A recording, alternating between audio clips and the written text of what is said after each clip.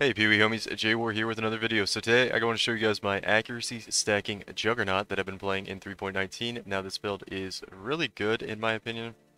It scales really well into the late game, and I've got that finally at the Doryani's prototype version, in which it does about 25 million damage with Juggernaut. We have 100% spell suppression. We have about 50k armor on this version. We should be able to get it up to 70k, and then we have the added benefit of the Juggernaut stuff, endurance charges. What else do we have? We're gonna have Leaf Shade eventually. We're also going to have just a lot of stuff, a lot of defensive layers on this build. Once I get it there, I'm still working on the endgame a little bit, but I'm gonna post the PoB with what I'm thinking about doing. Show you guys everything kind of just melts in the endgame though. So we'll go through this map right now. Right now I've been trying out Harvest, just a little Alc and Ghost stuff. You guys know how I like to do, just Alc and Ghost strats most of the time. If you may notice, my health kind of just like go crazy and drop. It's usually when I get a bleed put on me. And there's a couple things you could do. One of the weaknesses of this build is those bleeds, because bleed bypasses armor. And we're low life with petrified blood, so we have no way to mitigate that bleed damage, and we have a much lower health pool than a non-low life character would. So the bleeds come through pretty hard and pretty fast, and really I just kind of rely on being kind of quick reaction on my life flask to address it usually. But you can also roll one of your other blasts to kind of have bleed immunity up time, or you could use an enchant on it to use when you start bleeding, and then have the immunity to bleeding on it. That's one way of dealing with it. I just kind of rely on being kind of quick reaction on my life flask. Gets me killed sometimes, but you know, it's fine. It's fine the vast majority of the time.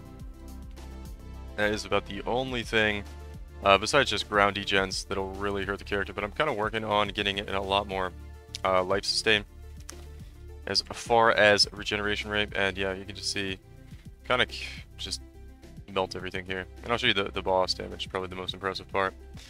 We are sitting at about 25 million damage right now. We could easily get up to like 30, but I'm kind of sacrificing damage for some survivability now, because there's not really a reason to have more damage than this.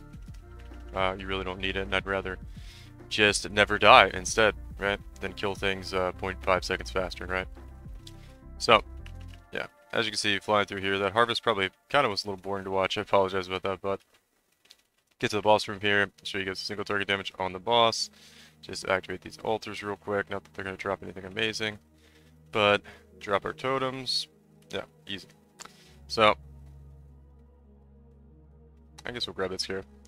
So guys, that's what accuracy stacking Juggernaut looks like. It's a very, very strong build. Doryani's prototype version is kind of the end game version, and I'm going to lay out the, I think, 3 or 4 different versions of the build. You can scale up to the end game version. This version of the build probably only costs about 20 to 25 divines. You know, we have enchanted gloves here, or enchanted claws. It's really just the Doryani's prototype that costs the most. 6-link Doryani's, and then the rings, which I made these myself. I just bought some Reflection of Mist or Reflection of Kalandra Lake encounters and took some rings in there and mirrored them until I got some pretty good ones. Really all you're looking for on these rings I have is you want to get plus resist for fire or cold. I think I have fire and cold on each of these, plus resist, right? Minus resist for lightning, and then plus accuracy rating. And if you take in, if I was doing level 11 Lake of Kalandra encounters, so if you take in rings to level 11 or plus, it's going to at least double the ring stats. So when you get the upside of the reflection. So that's how I made these rings. I took about 10 rings in, so they cost about 1 divine each, which they should be getting cheaper because they're going to buff the rate in which you can encounter the reflections. So they should get actually cheaper to do. So I think they're going to buff it by about 50%, so they should theoretically come down in price about 50 or half a divine rather than a whole divine. So I paid a whole divine for it, but it wasn't that bad, right? I took about 10 rings in. A little tip for if you're going to do that is, yeah, so we don't care. Essentially, all you want is 2 upsides on this ring, right? We actually have downsides on, what's this, 4 things here, right? It's minus evasion rating, minus, one second, minus evasion rating, minus max energy shield, minus rarity, and minus lightning res. Well, the lightning res, minus lightning res is good. That's what we want, right? So we really only needed plus fire and plus accuracy rating. And because we're only looking for plus 2 mods, it makes the chances of getting a success on this ring a lot higher. If you want plus 3, it's going to be like a 12.5% chance. I think that's how it works. It'd be like a 50-50s you'd have to win to get 3 mods. But if you want to just get 2 mods, your chances are much higher. I think you're about like a 25% chance. I don't know, the math is right there, but That's kind of when I noticed the 2 mods are much easier to get with doing the rings of this sort. So again here, we actually got lucky in the increased rarity there, went up to 60, which was nice, in addition to the cold and the accuracy, right? So this hit 3 and 3, and so did the mana. The mana came up on this ring as well, so we really only had 2 downsides on this ring. So this ring turned out pretty nice, actually. And yeah, that's kind of a little explanation of how I made the rings. You just go to the mirror, you buy some pretty cheap rings, really, with just accuracy rolls. You want a high lightning roll, so when it goes negative, you get a high amount of reduce, because it's very important for Doryani's, right?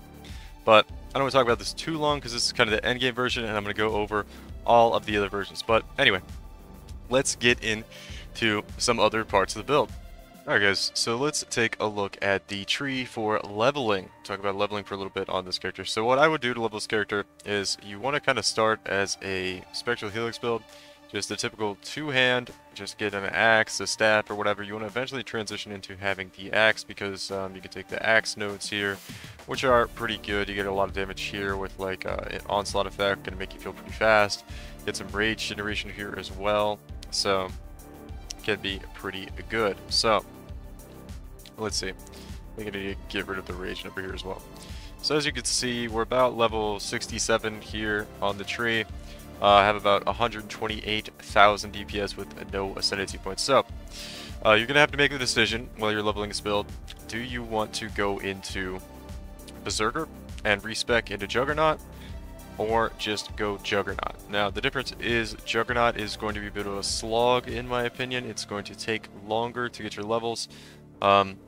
And yeah, obviously you save the ability to need to use Orb of Regrets and respec later on, because I think each one of the ascendancy points requires about 5 Orb of Regrets. So if you are just starting out in the league, if it's your very first character, you have no currency, probably just go Juggernaut. If it's a second character for you or something like that, or you already have some currency, I would recommend leveling it with Berserker and then swapping, because the damage you're going to get from Berserker is probably just go with these 3 ascendancy points. It's going to get you, double the damage early on, and these numbers aren't huge or anything, but we're just going right through to white maps, right? The hit rate is also quite low here, so if we had some accuracy rating on gear here somewhere would help quite a bit, maybe even on the axe itself, right? Get that hit chance up quite a bit. We're looking at 225, which is perfectly fine for like white maps and stuff. Not great, right? But we're just gonna set the build up, get it ready to transition into Accuracy Stack, alright? That's the whole point. This is just a leveling process, so I'm going to go over what the leveling looks like real quick. So, you guys can go Berserker, or you can go Juggernaut. One thing I would do if I was going to go Juggernaut is you'd want to take the Accuracy, Undeniable first. The rest don't really matter what order you take them in.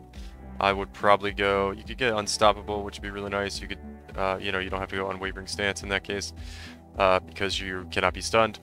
So, and then maybe finish with the Ellie Max at the end, right? The Endurance Charge Generation I would probably go with second, and then maybe Unstoppable, and then maybe Unbreakable towards the end. But anyway, the other thing you want to do, because your damage isn't going to be great until you path over here for the Juggernaut version and grab Precise Technique. And their damage is pretty good, but you're still...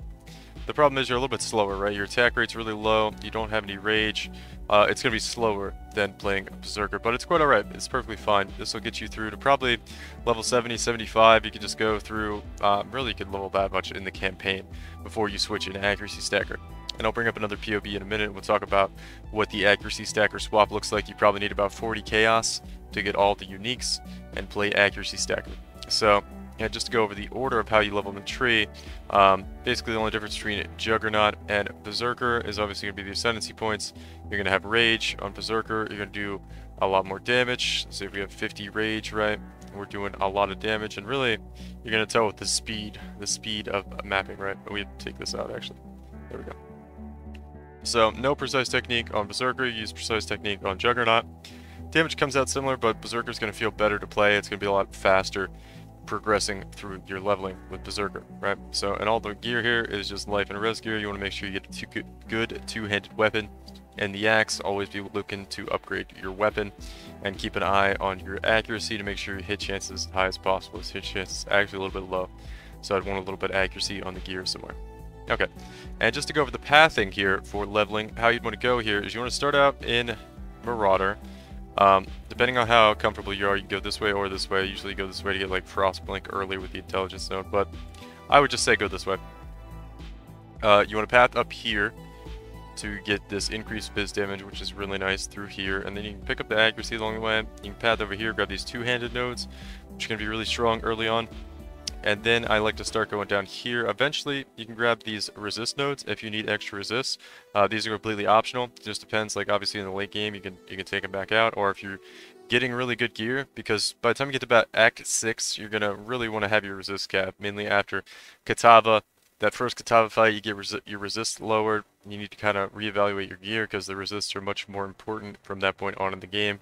As the first 5 acts, it's kind of okay if your resists aren't capped, but the last 5 acts, yeah, you kind of want your resist cap. So you want to look at getting this if maybe your gear isn't very good on resists for the second 5 acts, 6 through 10. And then, anyway, go down here next, and then I go all the way across to here. We don't need these two right now. You go all the way across to about here. Then you grab these two-handed nodes here. Gives you some damage. Come down here. You could grab these accuracy nodes right away. They're kind of nice to have. Usually I go here and get more fizz attack damage here. Oh, and as well as the two-hand mastery here, and this is really nice, 40% increased damage with hits against rare and unique enemies. That's really nice for leveling because the bosses obviously and the rares are going to be the most tanky things you encounter, and 40% increased damage is pretty huge. So don't worry about coming up here till the very end. Just go down, and then you can start grabbing some life nodes, some endurance charge generation. You probably don't need this if you're going for Juggernaut, because you're going to grab the Ascendancy point probably second. I would grab this. That's going to give you endurance charge generation. I won't worry about this, but you do need the determination reservation efficiency. So you can either grab that here or here, right? And then you keep going up. We're just grabbing some life here, grabbing some life here, and then you get the axe nodes here as well, right? So that's what you do, and then you can eventually get impale nodes here. You could also then go up and grab some life nodes, and this is going to put you about a level 65, right? So it's really up to you where you path after this. I wouldn't get too much over here anymore because you're going to have to respec all this when you go into Accuracy Stacker. So you might want to just continue on the path going this way or something to stuff you know you're going to get when you go to Accuracy Stacker. Maybe go up towards this way, something like that. It doesn't really matter too much from there, but just keep in mind if you stray too far from the path and get like a lot more life over here or something, you're going to have to respec it later. So that's basically what the leveling looks like. I didn't want to talk about this too much, but I did want to go over because I know a lot of people ask, like, how do you level this thing? And ideally, guys, you kind of, you want to kind of play it as a second character almost and swap into it and just buy all the uniques for 40C each. But if you were to level it as a fresh character, this is kind of how I would go about doing it. You're going to have to farm up about, 40, 50C to buy all the uniques. You need to swap into Accuracy Stacker. But okay, let's get into the early game version of Accuracy Stacker after you acquire all the uniques.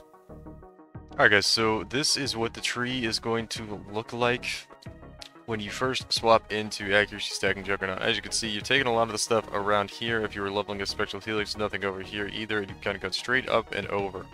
These are going to give you a ton of damage here. These elusive masteries, make sure you have these. A couple of things to talk about. You don't really need all these accuracy nodes right away, as your damage is going to be quite high. Like, obviously you take a big hit on damage here, but you're already at 2 million damage as soon as you swap into this version of the build, which you can get online for very cheap. So this is what the tree is going to look like. Obviously I'll post a PoB for all these different versions. This is the early swap budget version. Your damage is going to look something like this. Your defenses are going to look pretty good already. So yeah, this is what it looks like. Your crit chance is going to be low because you don't have a lot of accuracy yet, and your Oscarm gloves are going to give you, or don't have a lot of crit chance yet, because your Oscarm gloves give you that crit chance when you get more accuracy. So now that we're over here on the gear tab, let me just show you guys. Our claws are enchanted here, so you're not going to have that. What does this have? These have about 10% additional accuracy per claw with the enchants. You'll want to get those eventually, but they're not mandatory right away. Obviously, your damage is going to be still plenty fine without those. You're going to be doing 2 million damage at level 80 something. This tree is set for 83, but like I said, you could take some points out somewhere. The only things that are really mandatory are charisma and this node here as well, which later on you can get an intuitive leap to get these to save points, and then you pass down through here instead and take out some of these nodes. But for now you do that. And let's see, I think we have, do we have way too much? No, we don't have too much intelligence, but Yeah, right on the border there. You do need to pick up some intelligence nodes to fix your intelligence early on, unless you get somewhere small. So one other thing to talk about, I think this Obscurantis has the Lightning Strike Pierce enchant on it, which can be a rather expensive helmet. The price I just looked at today on these is kind of shot up, but it's going to come back down, don't worry. I think people are trying to get like 10 divines for these. I bought one for 2 divines like a day ago. So for some reason the price shot up today. People are trying to price them real high, but don't buy them at that price. I wouldn't pay more than maybe 4 or 5 divines for one. If you really, I don't know, if the market's looking really bad and there's not really any available and it's got nice rolls, yeah, sure, pay 5 divines for it, but I wouldn't pay that much. But it is not mandatory at all. You just spend 3 points here to get the same amount of projectile pierce. But the helmet allows you to, the helmet enchant allows you to later take off those 3 points, right, and spend them somewhere else, which is valuable. So do not need the helmet enchant, but that is something you want to work towards. I do have a lot of things in here that are included as things you want to work towards, but are not necessarily mandatory to start out with the build, such as the helmet enchant. You also want to have in the red here on the implicit for your armor, you want to have, I don't remember exactly how the mod reads there, it's redded out, but you want to reroll Eldritch currency to hit Fortify, so you get the effect of Fortify, and as you can see, well, we are fortified right now. So yeah, it greatly increases your defense. It's going to feel a lot better when you get Fortify. Also, make sure you're using the right flask. You want to use a, you can use a silver flask for onslaught if you want a little more damage. Amethyst flask is huge because our chaos res is quite low without it. And then granite and basalt are really, really huge for damage, mainly because of the armor benefit from being Juggernaut. Your armor gets applied to your LE damage mitigation, which is really huge. As you can see, without that, we're way less tanky, right? So you kind of want to stack armor, which is why you use a combination of basalt and granite flask for your flask there. Okay, moving along. So it's basically all uniques here, guys. A lot of these uniques, Obscurantis is going to be like maybe 2C, 3C. Replica Last Resort Nailed Fists are going to be like 3C. Oscar Gloves are going to be 1C. Hinocore Sight, a well-rolled one, might be like 5C. Darkness and Throne, this is a 1C belt. Also, I need to take this enchant off. This is enchant you can get. There's not a whole lot on the market right now. In accuracy rating, while you have Onslaught, you're not going to have that early. I've looked, they're just not even any in the market, so don't worry too much about that. We're going to have 30% less accuracy rating, but we're really probably closer to about 2 million damage when you swap into this with these items, but it's okay. That's plenty for being around level 80. That's going to allow you to do like red maps pretty comfortably. It's going to be kind of difficult to get into like higher tier 16s, but I'm going to show you what you need to do for that. This should get you grinding out some levels to get you up near level 90 or something. Once you're up near level 90, you can change some things around in the tree. You're going to get some currency, and we're going to spend it. I'm going to show you guys how to do that. Let me just see. Oh yeah, another thing to talk about here is you absolutely have to have minus mana cost to non-channeling skills on both of your rings. Now, these rings are pretty nice, but what I would recommend doing is just don't get rings with life on them. You don't really need the life right away, so just avoid the life. You can get pretty nice accuracy rolls and resistances without any life, like this one, right? This ring doesn't have any life, but you want that open prefix so you can craft non-channeling skills have minus mana cost, because you will not have enough mana for the build to function without that. We do use a level 20 clarity, so we're redraining a ton of mana per second, so even on, it looks like we have this super low amount of mana, it's still going to function like this. So don't worry too much about that.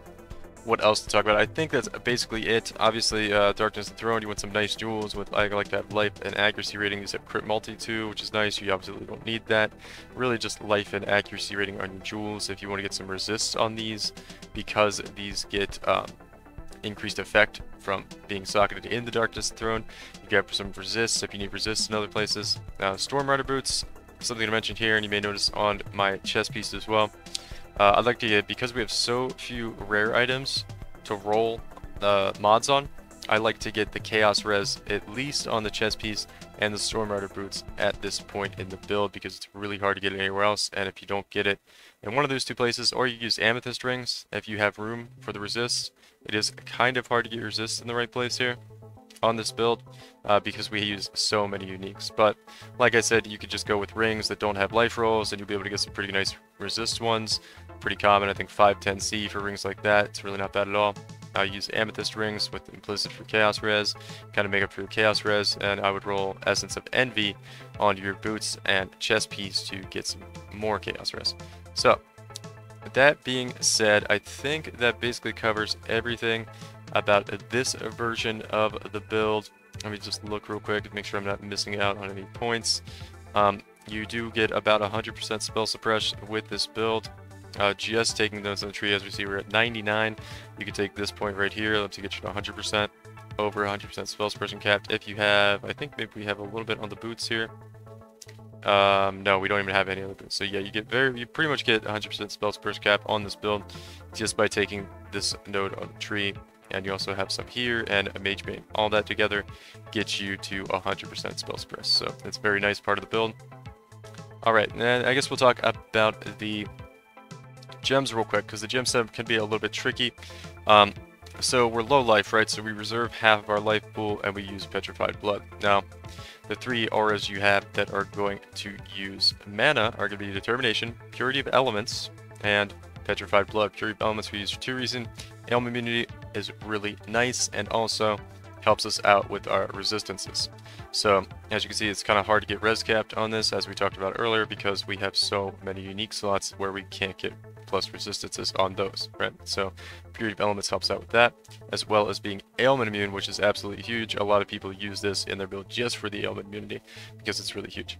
So petrified blood, this is what allows us to operate on low life. Basically, about half the damage from hits that we take is turned into a dot instead. So we're on half life, but we basically take half damage from hits, or very close to it. Determination, because most people know what that does, just gives a whole bunch of armor. Really nice to have. Okay. Now, how to set up this build properly for low life is you need 4 auras that are linked to arrogance: vitality, precision, war banner, and clarity. As long as you have those 4, you have to set them up in two different gem sockets, like one on a weapon, and what's the other one on here? This one's on boots, right?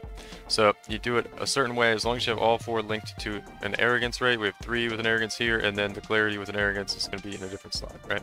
That will get you, when you're about 4,000 life, you don't have to be right at it, right? This is 1,700 unreserved life at 3,600 total life, right? So as long as you have those 4 in, and you're around 4,000 health, the build should function and it should work. You could do some things to kind of fix it later, like adjusting the amount of the level of arrogance and stuff. As you can see, if you adjust the level of arrogance, it kind of plays with how much life you have reserved, but you can do that later on if you want to really fine tune it. For now, you should be fine. And how petrified blood works, guys, is if you don't have enough life reserved, because your claws aren't going to let you do damage, right? You do no damage when you're not on low life. Well, it's got a lot of built-in quality of life with petrified blood as to where your skills will cost life until you're on low life, and then you cannot gain life past that threshold unless you use a life flask. It's not too big a deal. You really don't feel it too much unless you're like way above the threshold, but it kind of solves itself as long as you just have the right gems reserved with arrogance, right? So that's kind of a tricky part of the build. A lot of people get hung up on. And then over here, we have you want Vol Lightning Strike eventually. These are 20/20 gems, but you probably end up with 20 0 gems to start with. It's not going to be that much of a damage loss. Lightning Pen, Multi-Strike, Additional Accuracy, Nightblade, Elemental Damage Attacks. One of the first big upgrades you're going to do is you're going to want to get a Divergent Additional Accuracy, because this gives you % increased attack damage per 1,000 accuracy, and we're going to have upwards of like 50,000, 60,000 accuracy. So this is just straight up like 60, well, it's actually like 240% increased damage or something. So absolutely huge when you get up to really high levels of accuracy. So it's a massive, massive damage increase there. But just to go over the even bigger upgrades you're going to want early, which I'll include probably in a different PoB, but they'll also probably be available to look at on this one. Alright, when you get more levels, this is probably one of the more expensive upgrades you're going to want to get, with 2 Transcendent Spirit Jewels and a Brutal Restraint. The Transcendent Spirits, last time I checked, were going for about 1 Divine each, so they're not crazy expensive or anything like that, but you're going to want to get them because they're very helpful. So I think I have them set up in the tree here still. Yeah, I do. So this is the Trifecta Jewel setup that gives you insane damage, right? So as you can see, your damage went up a good amount just from having this. So we're going to do this, and I just want you guys to see what happens to our damage here. So we're going to essentially double our damage, right? 4.6 and then up to 6.4, right? So I think it was over double the damage from getting this jewel set up. So this is the first major upgrade you want with the build as far as damage. This is the first thing I would get when moving from this basic setup with no jewels into the next part of the game, right?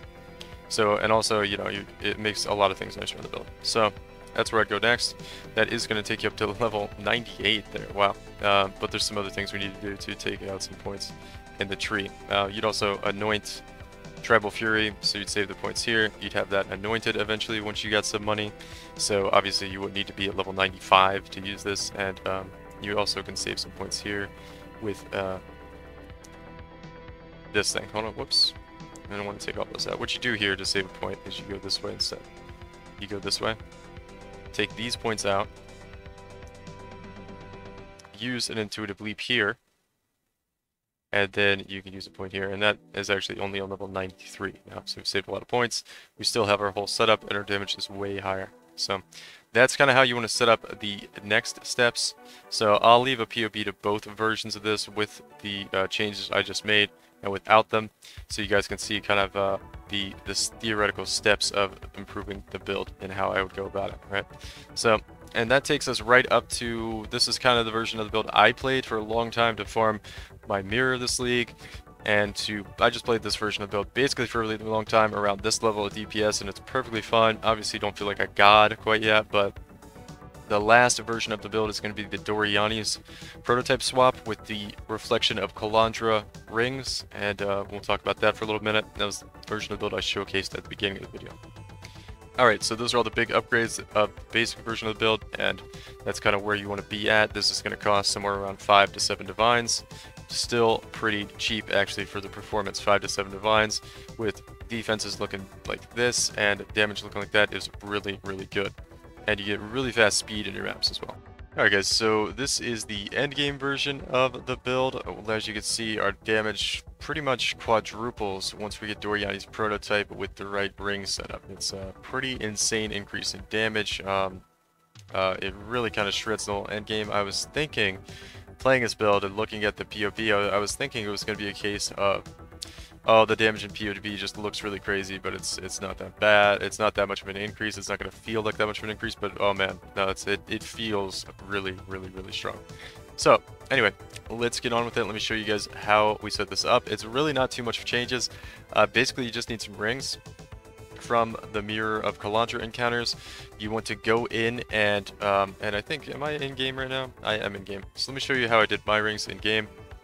Basically, I think I might have went over this earlier in the video, but anyway, you have 2 mods. If you just take in some rings where you have like 4 mods you don't care, or 3 mods you don't care about, and lightning resist and cold or fire, I want to do 1 cold and 1 fire so that we have like the appropriate amount, because it's kind of hard to cap cold and fire. So you want to make sure you have probably 1 fire resist and 1 cold resist with high rolls, as well as lightning resist with high rolls, so that when your lightning resist gets reduced, right, it gets reduced by like double the amount of the roll, essentially, or more depending on the difficulty of the reflection you do. So that's how you get these rings. You take them in. These rings are pretty cheap until, well, I guess until you go and mirror them. The mirror is more expensive than the rings that I used, right? So these are 2 mods.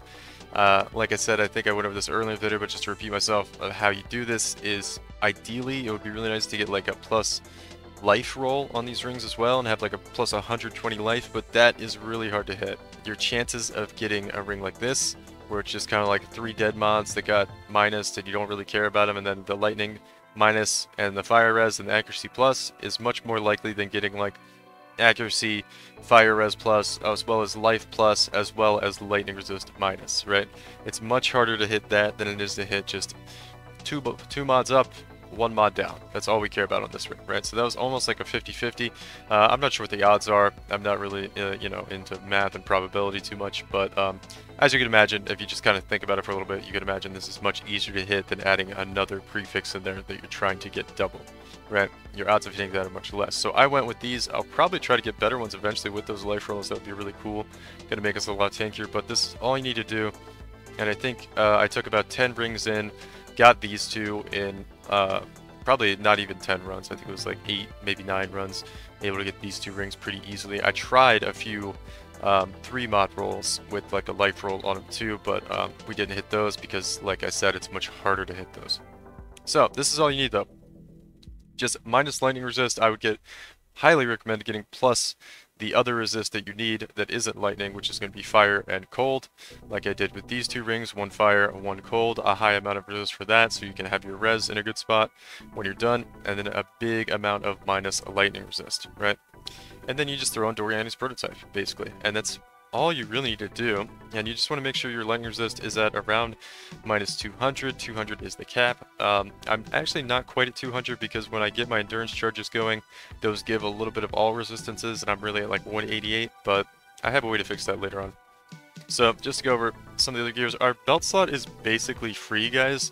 We could use a Darkness Enthroned with accuracy jewels and stuff and do a lot more damage, but you don't really need any more damage. I mean, we're at like 25 mil, so I'm not really worried about damage. I'm trying to use some belts that'll give me more survivability. I've been messing around with Soul Tether. I'm about to try Immortal Flesh, but the belt slot is basically free. The core concept here is basically you just take the version of the build previously that I had it in, and you throw Doryani's on with these 2 rings, and you're basically good to go, and your damage is going to be quadrupled. So, and you're going to go from about 6 million, 7 million damage to about 25, 30 million damage.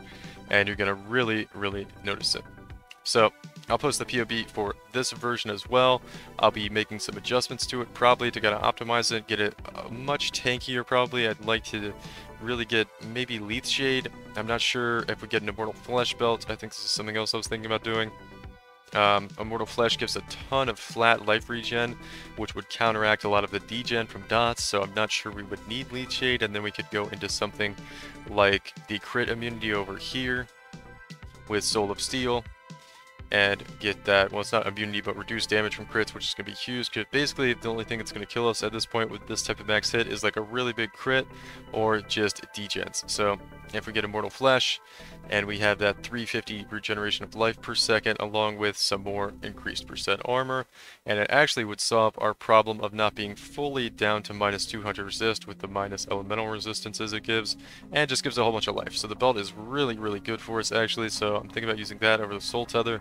I wanted the kind of, you know, leech as life regen with the Soul Tether, but and Immortal Ambition, but it doesn't really feel like it's doing all that much, so I'm going to try out something else and see how it goes. I mean, eventually you could also just slap a Headhunter on there if you have the currency to do it, and the build would feel amazing, right? So there's a lot of things you could do there, a lot of flexibility with how to make the build tankier in the end, but really solid plays here. As you can see, the LE max hits, the Fizz max hits are really high. The effective hit pool is amazing, but, you know, as long as you're attacking and constantly attacking, you're going to be absolutely fine. And yeah, the build's just looking really good and a really solid place here. And I was kind of amazed with how much damage we could get up to this patch, which this might only be like a 1-patch version of the build, depending on if the, you know, the rings from Mirror of Kalandra stay in the game, basically, if the mechanic goes core. We'll have to see in the future, but for now, the build is pretty amazing, and I've been pretty happy with it. So alright guys, that's going to do it for this one. I'll post all these different PoBs on the video. Just wanted to go over this. I know a lot of people have been asking for a build guide for this. So hopefully this covered just about everything. Let me know if in the comments if you have any questions about anything I didn't go over. I think I covered everything. We're going to have, you know, the leveling, how you level it, how you early game, mid game, and end game Doryani's versions posted. So yeah, that should be just about all information I think you guys would need. And yeah, that's going to do it, and thanks for watching.